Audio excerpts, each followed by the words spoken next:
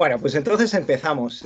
Soy Alejandro Gallego Smith y hoy os voy a estar hablando del análisis del ciclo de vida aplicado a los principios de economía circular. Bueno, mi madre siempre me dice que es de buena educación presentarse cuando tú llegas a un sitio y bueno, esta es una de las pocas transparencias que he dejado en inglés porque es history, ¿no? Su historia. Bueno, un humor un poco raro que tengo yo, ¿no? Pero bueno, la idea un poquito contaros cuál ha sido mi historia, ¿no? Bueno, como veis perfectamente, aunque estoy en una universidad inglesa, no tengo acento inglés, soy andaluz, soy de Almería y de hecho en la Universidad de Almería es donde hice ciencias ambientales. Luego me trasladé a Santiago de Compostela, que es donde hice el máster de Ingeniería Ambiental y donde hice mi doctorado con Maite y con Sindo. Y bueno, fue mi primer contacto con análisis del ciclo de vida, que va a ser parte de la presentación de hoy. Eh, Después de acabar mi doctorado, estuve un año de postdoc y luego volví a mi tierra, a Almería, donde está la empresa Cosentino. Quizás a lo mejor por el nombre no suene tanto, pero sí uno de sus productos que es bastante conocido, que es Silestone, que bueno, pues se utiliza en muchas encimeras de cocina y es, por ejemplo, por lo menos hace unos años es la encimera que tenía Carlos Arguiñano en su programa. Allí trabajé como ingeniero ambiental en un principio y luego pasé a ser la persona que llevaba todos los proyectos relacionados con I+D sostenibilidad. Aquí es donde tomé mi primer contacto con la economía circular desde una perspectiva más de aplicación en la industria, ¿no? Y hace como 6 años decidí volver a la universidad. Actualmente soy profesor titular en la Universidad de Manchester de Economía Circular y Análisis del Ciclo de Vida Sostenible. Soy parte del Departamento de Ingeniería Mecánica Civil y Aeroespacial y dentro de este departamento trabajo dentro del grupo de investigación del Tyndall Center, que es un centro de investigación que tiene 4 sedes en Reino Unido. Y bueno, si bien empezó un poquito más centrado en cambio climático, actualmente pues, ha ampliado un poco su rango. Evidentemente el cambio climático sigue siendo una parte muy importante, pero abierto a otros impactos ambientales y por eso es la razón de la que trabajo yo ahí actualmente, ¿vale? Entonces, bueno, me gusta ser muy ordenado, entonces el índice de esta presentación, primero vamos a hablar un poco, supongo que a muchos de vosotros ya os sonará, pero bueno, por si acaso, por si hay alguien despistado, vamos a hablar un poquito de lo que es la economía circular y sus principios. Luego vamos a ver cómo, en mi opinión, esto se relaciona con la visión de sistemas y el pensamiento de ciclo de vida. Y luego vamos a ver con algunos de ejemplos de estudios que yo he realizado si circularidad siempre es equivalente a sostenibilidad. Y bueno, spoiler alert, ya os digo que realmente no siempre que algo sea más circular implica que sea más sostenible. Y luego, como en toda buena presentación, unas conclusiones finales, ¿vale?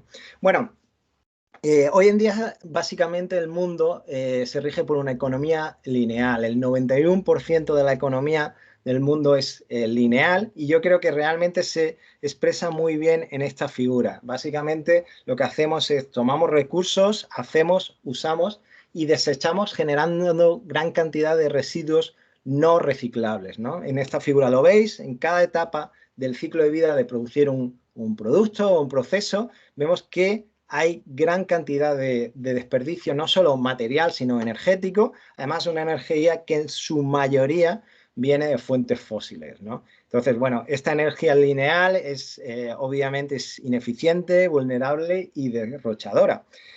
Os podría poner muchísimos números y muchísimos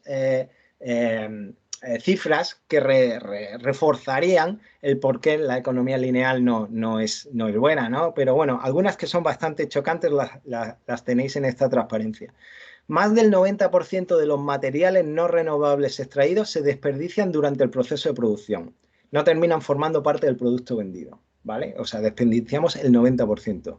El 80% de los productos comercializados se descartan después de un solo uso y una gran parte se convierte en desperdicio dentro de las 6 semanas posteriores a la venta. Entonces, bueno, creo que son datos bastante chocantes y, bueno, os podéis imaginar todas las repercusiones ambientales, sociales y económicas que tiene, ¿no? Desde, bueno, desde el plástico, los océanos o la gran variabilidad que hay actualmente en el precio de materias primas, ¿no? Otra parte importante es que, y es importante porque vamos a hablar bastante de diseño durante esta presentación, es que el 80% de los impactos ambientales de los productos y de los servicios se determinan en la etapa de diseño. Y eso es muy importante dentro de la perspectiva de la economía circular, ¿vale? Entonces, bueno, tenemos esta economía lineal y en contraposición a esta economía lineal, pues surge un nuevo concepto o una alternativa que es la economía circular, que tiene los siguientes principios, que es intentar diseñar, otra vez la parte de diseño, para regenerar y preservar, mantener los recursos en uso el mayor tiempo posible, es decir, tenemos que intentar alargar la vida de los materiales y de los productos, extraer el máximo valor de los recursos mientras se encuentran en uso, es decir, en este caso, si reciclamos, que reciclemos para algo que tiene el mismo uso, un upcycling, ¿no? Un mismo uso o un uso de más calidad, no que impliquen una pérdida de cualidades del producto. Y recuperar y regenerar materiales al final de la vida útil de los mismos, ¿vale? Entonces, bueno, por resumir, tenemos a este lado la economía lineal, donde vemos que se extraen muchísimos materiales vírgenes y muchos de ellos al final de vida van a incineración o a vertedero y hay poca recirculación de materiales renovables y no renovables y todo esto es alimentado con fuentes fósiles, por lo tanto hay importantes impactos negativos, pérdidas económicas y generalmente otro problema también asociado al diseño es que en la economía lineal se mezclan materiales técnicos y biológicos, con lo cual hace muy difícil el incrementar la circularidad al final de vida. Lo que andamos buscando es una transición hacia una economía circular, donde veis que realmente la extracción de recursos naturales vírgenes es mínima y al final de vida el ideal es que una muy poca cantidad de estos residuos acaben en vertedero o en incineración y eso es porque tenemos esta circularidad de materiales renovables y no renovables. La idea es que todo esto se nutra de fuentes de energía renovables, genere mayores ingresos y hay una alta capacidad de recuperación de materiales. Y bueno, todo esto se resume en este dibujo que a mí me gusta mucho y en el que básicamente tenemos una economía lineal donde producimos y se genera gran cantidad de residuos. Hasta hace poco el ideal era una economía de reciclaje donde reciclábamos unas cuantas veces y al final generábamos menos residuos, pero todavía seguíamos generando residuos y el ideal es ir más allá hacia una economía circular donde los materiales continúen circulando durante el máximo tiempo posible y evitando en la mayor medida posible la generación de residuos, ¿vale? Entonces, espero que ya tengáis más claro el concepto de economía circular, si no lo teníais antes. Y bueno, creo que casi todos también conocéis, por lo que me ha dicho Maite, el tema del pensamiento de ciclo de vida. Voy a ir un poquito más, voy a ir rápido sobre este tema, pero bueno, por si hay alguien que no controla este tema, básicamente cuando hacemos pensamiento de ciclo de vida es que consideramos todas las etapas del ciclo de vida de un producto, proceso o servicio, ¿no? Entonces, realmente, pues yo creo que se ve bastante bien en esta imagen de aquí, lo que consideramos cuando hacemos el análisis del ciclo de vida o el pensamiento del ciclo de vida de un producto, consideramos lo que ocurre cuando se extraen las materias primas, cuando se produce, cuando se distribuye el material, cuando se usa y al final de vida, ¿no? Entonces, con este pensamiento lo podemos aplicar a considerar impactos ambientales, es decir, cuántos impactos ambientales se producen en la producción de un producto o dando un servicio o en una organización, ¿vale? Entonces hablamos de análisis de ciclo de vida o environmental LCA. También la misma filosofía se puede aplicar a efectos económicos, en ese caso hablamos de life cycle costing y a efectos sociales, ¿no? Que sería un análisis del ciclo de vida social, ¿no? La combinación de estas tres herramientas, pues nos da un análisis del ciclo de vida de sostenibilidad, Sustainable Life Cycle Thinking, ¿vale?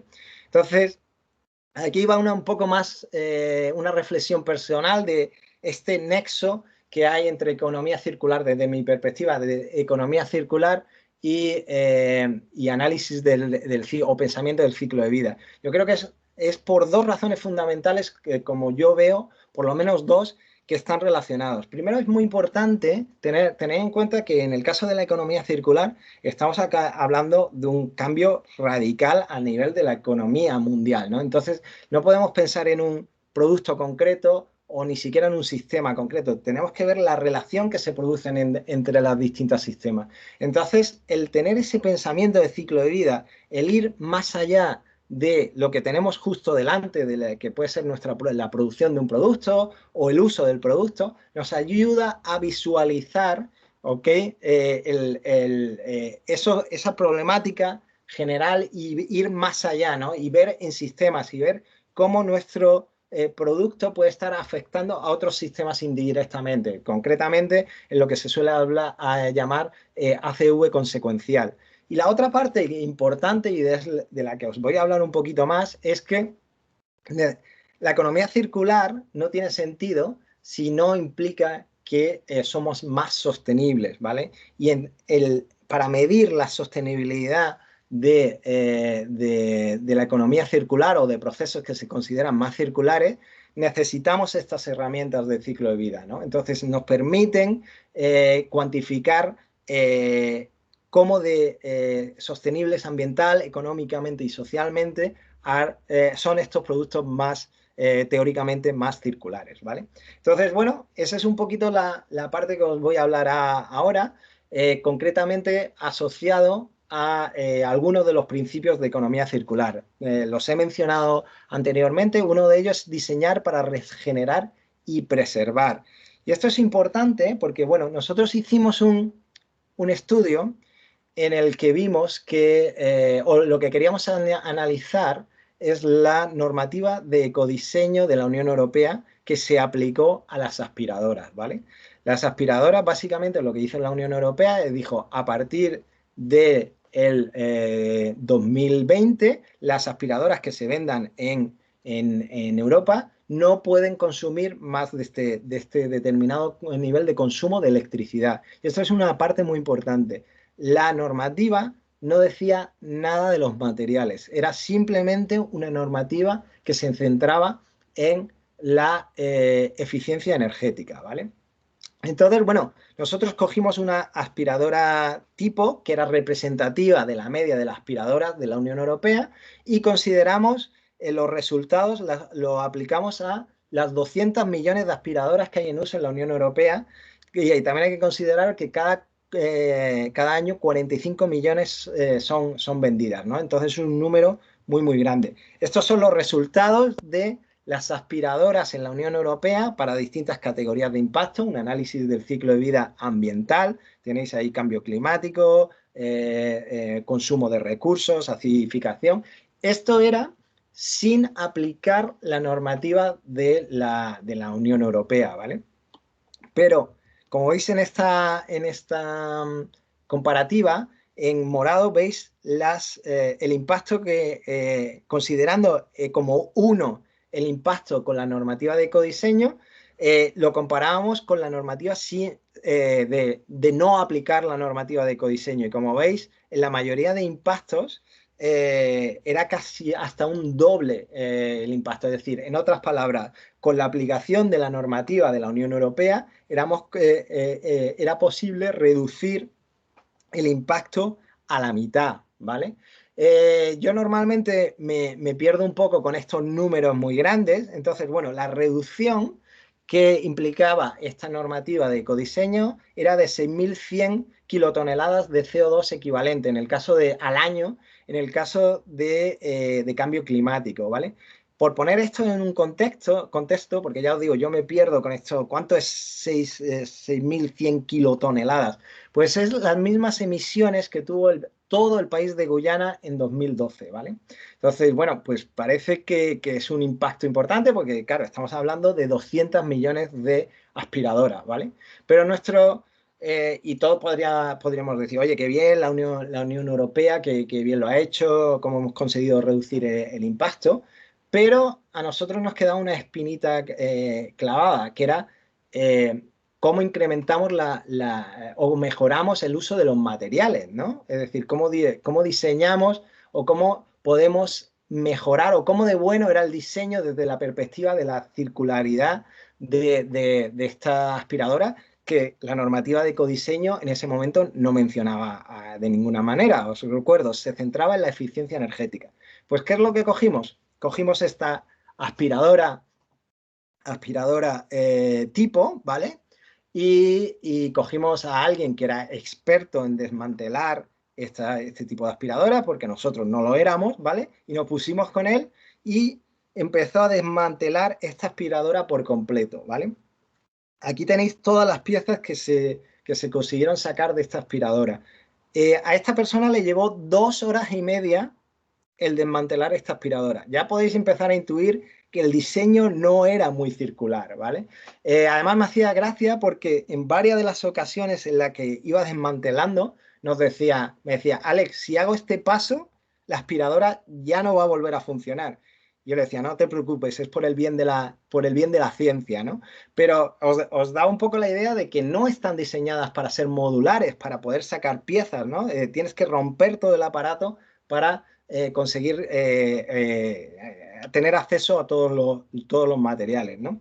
Por haceros una idea de qué poco circular era, esta aspiradora, que os vuelvo a repetir, cogimos una que era representativa de la media de la Unión Europea, tenía 150, un número total de 150 piezas, de las cuales 41 teóricamente no eran necesarias para que la aspiradora funcionase, ¿vale?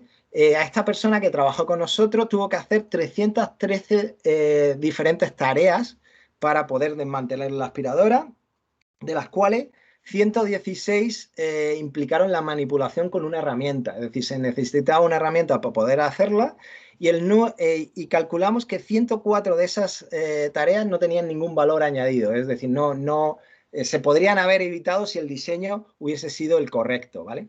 Entonces, analizando la circularidad de esta aspiradora, vimos que el 20% de las superficies eran superficies pintadas, lo cual no ayudaba a la circularidad, porque al ser superficies pintadas, la reciclabilidad se disminuía. El 80% de los materiales eran teóricamente reciclables, lo cual, no os dejéis engañar, que algo se diga que es reciclable, no quiere decir necesariamente que se vaya a reciclar en el futuro, sino que teóricamente es reciclable, ¿vale? Solo un 35% de los componentes tenían una etiqueta, es decir, podíamos saber exactamente qué material era, lo cual podéis intuir que si sabemos qué material es, hay mucho más posibilidad de hacerlo circular. En torno al 45% de las uniones eran entre mismos materiales, lo cual ayuda al reciclaje, y solo el 40% de las uniones eran reversibles. En el resto de los casos implicaba destrucción de materiales, ¿no? Entonces, bueno, podéis ver que esa normativa de ecodiseño era muy buena desde la perspectiva de eficiencia energética, pero no decía nada del tema de los materiales, que creo que es una de las cosas que la Unión Europea está empezando a considerar para sus nuevas normativas de ecodiseño. Pero aún hay esperanza, y aquí os pongo varios ejemplos bonitos de aspiradoras que han empezado a tener en cuenta criterios de economía circular. Tenemos el caso de Miele, que diseña aspiradoras que tienen que tienen una larga vida, es decir, son aspiradoras que duran mucho más que la media, estamos hablando de 20 años, con lo cual es mucho más circular porque estás haciendo un uso mucho más eficiente de los materiales, ¿vale? En el caso de Dyson tiene estos modelos con gran capacidad de reciclabilidad y con tamaño muy reducido, con lo cual se usan menos materiales, y además tienen modelos de negocio circulares, es decir, ellos admiten que tú le mandes tu aspiradora cuando ya no la estás usando y la revenden como producto de segunda mano. En el caso de Cambridge Consultants tenéis este modelo que utilizaron madera con materiales sostenibles y componentes fáciles de sustituir. Tenemos el caso de esta aspiradora de Vax, donde esta parte, el envoltorio, es de cartón y con un alto contenido reciclado. Son materiales de bajo impacto y, como podéis ver aquí, fácilmente desmontable. Y probablemente la que más me gusta a mí, que es este de Electrolux, que lo que hacen, cogen para su diseño plásticos de los océanos, ¿vale? Tiene una alta reciclabilidad. Una cosa muy importante para la circularidad, tiene una alta disponibilidad de repuestos, ¿vale? Lo cual facilita que las cosas se puedan reparar y seguir funcionando. Y muy importante también una logística inversa muy ágil que permite el que tú también puedas devolver los productos, ¿vale? Bueno, hemos visto uno de los principios de economía circular y su relación con análisis del ciclo de vida. Voy a analizar otro, que es como uno de los principios de la economía circular es mantener los recursos en uso por el mayor tiempo posible. Y entonces, bueno, nos surge el tema de los plásticos, ¿no? ¿Debemos prohibir, no debemos prohibir plásticos de un solo uso? Pues bueno, os voy a contar un poco una investigación muy interesante que hicimos, que básicamente fue lo que hicimos fue comparar con análisis de ciclo de vida los tres tipos de contenedores de comida para llevar que más se usaban en la Unión Europea, que son este de polipropileno, que es el típico como una especie de tupper, pero mucho más endeble, ¿no?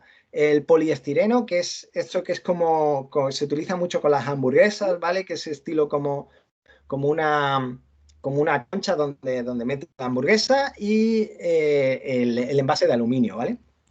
Se estima que hay estos tres tipos de envases, perdón, se consumen entre 500 y 850 unidades al año en la Unión Europea. O sea que es una cosa masiva, ¿no? Y lo que quisimos hacer también es compararlo con esta tendencia que veíamos en foros ambientales de decir, bueno, llévate tu propio tupper de casa y lo reutilizas y lo lavas, ¿no? En vez de estar cogiendo los envases de un solo uso, ¿no? Y que teóricamente es una alternativa mucho más circular, ¿no? Porque tú no estás desechando esos contenedores de un solo uso. Entonces, bueno, deciros que respecto al fin de vida de estos tres tipos de contenedores de un solo uso, pues usamos los valores de la Unión Europea. Ahí los tenéis, en el caso del polipropileno, 11% reciclado, 40% incinerado y 45% va a vertedero. En el caso del aluminio, 54% reciclado y 46% va a vertedero. Y en el caso del poliestireno extruido, que es esta concha de las hamburguesas, el 50% va a vertedero y el 50% va a incineración. Muy importante que os quedéis con el detalle que en este caso, en el caso del poliestireno extruido, no hay reciclado, ¿vale? Entonces, bueno, aquí tenéis los resultados de los tres contenedores de un solo uso. Como veis, el poliestireno, el de las hamburguesas, es la mejor opción en todas las categorías de impacto, ¿vale? Que ese es el que está aquí en naranja. Hicimos 18 categorías de impacto, pero bueno, solo os he puesto aquí algunas de manera representativa, pero os puedo decir que en todas las categorías de impacto era el poliestireno expandido el que mejor se comportaba, ¿vale? De hecho, bueno, aquí tenéis un poco el resumen de los resultados. Dependiendo de la categoría de impacto, el poliestireno era 7% o hasta 28, tenía un 7% menos o hasta 28 veces menos impacto que el aluminio. Y si lo comparábamos con el polipropileno, dependiendo de la categoría de impacto, tenía un 25% menos o hasta 6 veces menos impacto, ¿vale? Entonces, básicamente, de manera simplificada, el polipropileno, el que os digo de las hamburguesas, era mejor ambientalmente comparado con el polipropileno, con este de aquí, porque básicamente utilizaba mucho menos material. O sea, el poliestireno es básicamente aire, ¿no? Tiene muy poca densidad y por eso con muy poco material podía hacer esa función de contenedor. Y en el caso del aluminio, la ventaja es que se utilizaba mucho menos energía en su producción, ¿vale? Y entonces hicimos la segunda parte del artículo, que era, bueno, oye, pues vamos a seguir lo que nos dicen en los foros ambientales y vamos a ver cuántas veces tenemos que usar el tupper, ¿vale?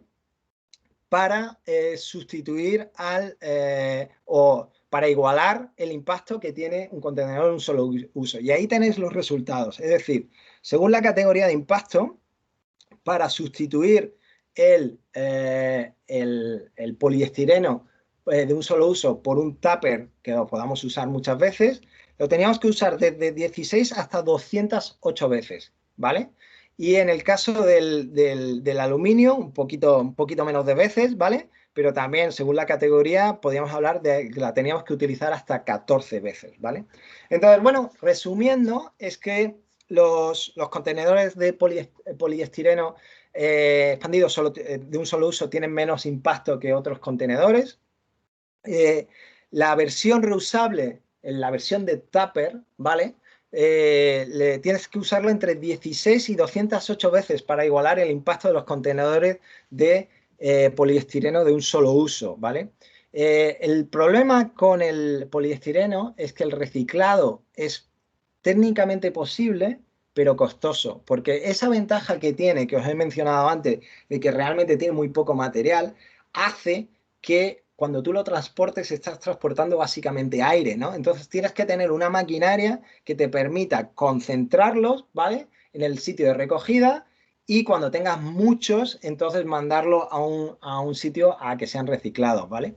Entonces, bueno, hombre, podemos discutir de que teóricamente el usar el tupper a la larga, si lo utilizas muchísimas veces, es más sostenible, ¿vale? Estábamos hablando de 16 veces en la mejor de las categorías, pero realmente también hay que ver hasta qué punto eso es realista, ¿no? Hasta qué punto la gente va a llevar el tupper 200 veces en el bolso a coger su hamburguesa, ¿no? Entonces, quiero decir, si eres súper concienciado, a lo mejor sí, pero realmente no parece una opción que sea sostenible en el tiempo, ¿no? Entonces, esta opción que inicialmente es más circular, no se traduce en más sostenible o realmente no parece que sea factible, ¿no?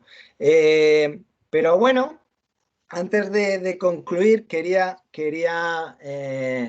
hacer una reflexión con vosotros, porque realmente al final, y también relacionada con el plástico, ¿no? Podemos pensar, por ejemplo, y yo creo que lo que es muy importante de la circularidad es que nos permite, o de la economía circular, es que nos permite pensar de otra manera, pensar de maneras muy diferentes y ayuda a la innovación, ¿vale? Porque, bueno, realmente, no sé si sabéis que se producen 1 millón de botellas de agua de plástico cada minuto en el mundo, ¿vale? Eso quiere decir que desde que empecé a hablar se han consumido aproximadamente 35-40 millones, o se han producido 35-40 millones de botellas de plástico, ¿no? Entonces, desde la perspectiva de intentar mejorar esto, realmente hay distintas posibilidades. Oye, vamos a intentar hacer que se consuma menos plástico y que la botella siga funcionando. Vamos a intentar que la botella, el plástico venga de origen biológico o que se aumente el reciclaje al final de vida. Que todas son perspectivas más sostenibles y perspectivas con mayor circularidad, pero lo que sí que creo que la economía circular está cambiando la manera un poco de pensar y la innovación. Y os voy a poner un ejemplo, un vídeo muy rapidito que espero que os guste, sobre una innovación en este sentido para contrarrestar las botellas de plástico, ¿vale? Espero que se escuche bien. Sí, perfectamente.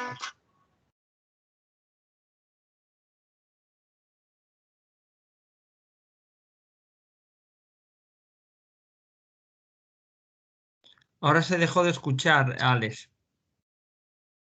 Algo le diste, es que vemos el vídeo pero no escuchamos.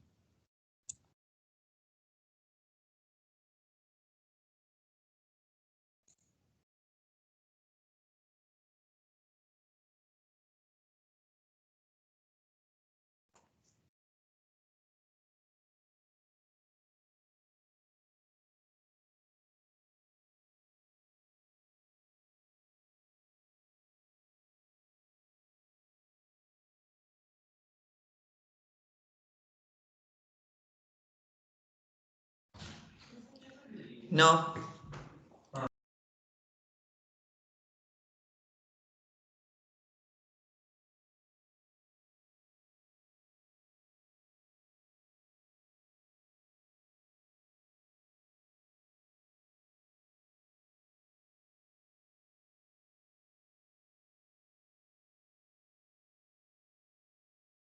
Bueno, yo creo que veis bien lo que o se ve bien en el vídeo. Básicamente lo que utilizan a partir de algas, producen unos envases donde meten el agua, ¿vale? Tiene una parte de fuera más resistente y una parte interior un poco más floja, ¿no? Y ambas están hechas de plástico, digo yo, de lo contrario, de algas, ¿no? A partir de algas. Y entonces, bueno, puedes quitarle el envoltorio de fuera o te lo puedes comer de los dos envoltorios, ¿no? Realmente es totalmente biodegradable y, bueno, puedes ponerle color a la parte de fuera, puedes ponerle sabor. Se está empezando a utilizar en la maratón de Londres, porque sabéis que en los puestos donde coges el agua se generan muchísimas botellas de plástico, pues utilizar este tipo de sistema, o para salsas, por ejemplo, también. Entonces, bueno, es simplemente un ejemplo. Sé que la persona que diseñó este producto se inspiró en la economía circular, ha trabajado con la Ellen MacArthur Foundation. Entonces, bueno, creo que una de las cosas positivas de la economía circular es que fomenta una innovación más radical, ¿vale? Entonces, creo que ya llegamos a la última transparencia, que es la de las conclusiones. Bueno, en mi trabajo de día a día veo que todavía la mayoría de las cadenas de suministro no están diseñadas para la economía circular, como hemos visto, por ejemplo, en el diseño de la aspiradora. Tenemos que entender cuándo circular significa sostenible. Estoy de acuerdo que en muchos de los casos más circular significará más sostenible, pero hay que estudiarlo y ya os he puesto algún ejemplo.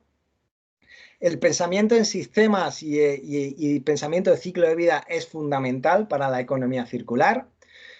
Creo que la aplicación de la economía circular es un reto muy importante, no es nada fácil, pero es posible. Primero porque las motivaciones están aumentando. Os he puesto algunos ejemplos al principio, algunos números grandes, pero hay muchísimas más razones. Hay un claro nexo entre la economía circular y el cambio climático. Y creo que la economía circular es una gran inspiradora de innovación, como hemos visto en el vídeo que acabo de poner. Los métodos y las herramientas de evaluación, por ejemplo, las herramientas del ciclo de vida están ya disponibles y las tecnologías se están desarrollando, pero aún lentamente, ¿vale? Necesitamos más, en mi opinión, más ejemplos, más historias de éxito de aplicación de la economía circular, sobre todo a nivel de grandes empresas, ¿no? Muchos ejemplos de economía circular se están realizando por startups, ¿no? Pero realmente son las empresas grandes las que tienen que empezar a apostar de manera seria por la economía circular. Y luego tenemos que tener una legislación más estricta realmente, y que está empezando a cambiar a nivel de la economía de la Unión Europea. La Unión Europea, sabéis que la economía circular es una de las bases de su política ambiental, y tenemos que empezar a obligar a las empresas y directamente a los consumidores a través de la legislación a ir hacia modelos más circulares y más sostenibles, ¿vale? Bueno, siempre agradecer he puesto varios de los artículos en las diferentes slides, agradecer a la gente que ha trabajado en los distintos proyectos y a quien nos pagó la financiación, obviamente. Aquí tenéis los artículos en los que se basa lo que he presentado. Y por último, aquí tenéis mi dirección, siempre encantado de colaborar. Y como soy una persona muy moderna, también he puesto mi Twitter.